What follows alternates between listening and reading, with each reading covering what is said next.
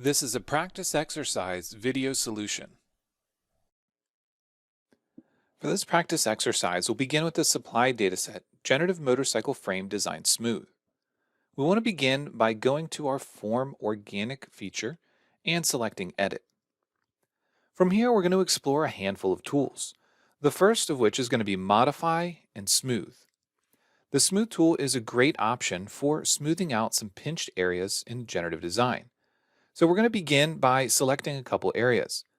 Note that if a T-spline body was used in a previous version of Fusion before an update, it might ask you or prompt you to upgrade the T-spline body.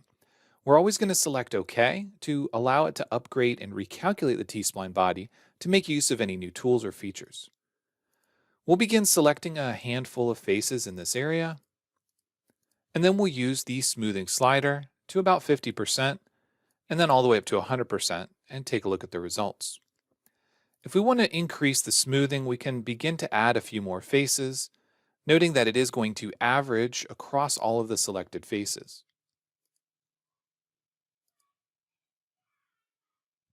Everything here looks pretty good, so we'll select OK.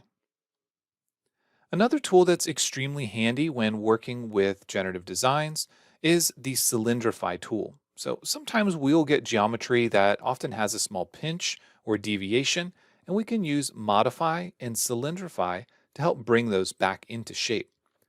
What I like to do is rotate this around so that my selection is not grabbing anything else, and I'll begin by selecting those faces.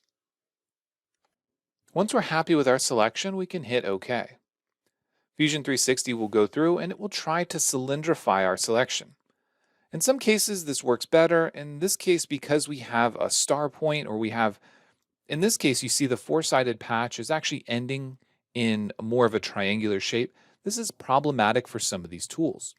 One way that we can help these areas out, such as this area on the back or this area here, is by going to our utilities and taking a look at repairing the body.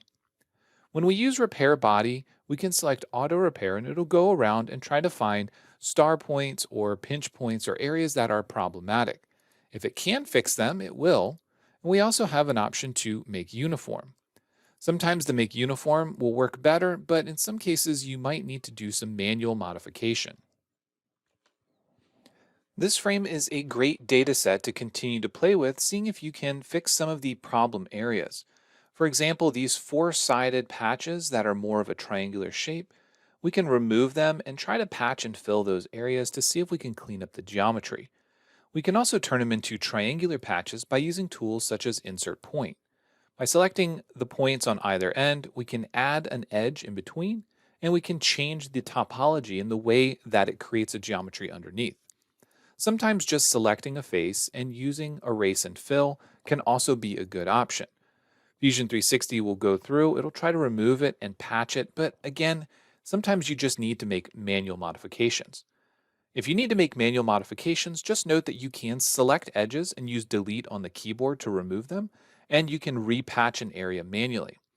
Once I select and remove those two edges, you can see that the patch looks a little bit better. Then we can come back using Modify and Insert Point by selecting these points here, saying OK, and allowing it to repatch that area. We still have a crease in this area, something that we would need to work on, but this is a great place where tools like Smooth can really help.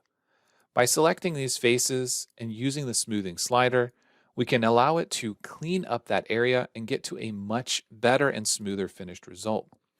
So with just a little bit of work and some creative tool usage, we are able to clean up that area quite a bit. If we look at the other side, you can see that we still have a pinch on this side. And once again, it's a great way for you to explore these tools and see how they work without having to worry about the end result, because you always have this data set that you can go back to and continue to play. At this point, once you're done making modifications, make sure that you do finish form and ensure that the form body does still create a solid body inside of the design workspace. If you have problems with this, usually you want to go back to the boundary fill feature, and this boundary fill feature is the one that combines the form surface body and the solid preserved geometry into a single solid body. So exploring that and figuring out if you made any changes that might cause problems in that feature are usually the best place to start. From here, once you're done, make sure that you do save any changes before moving on.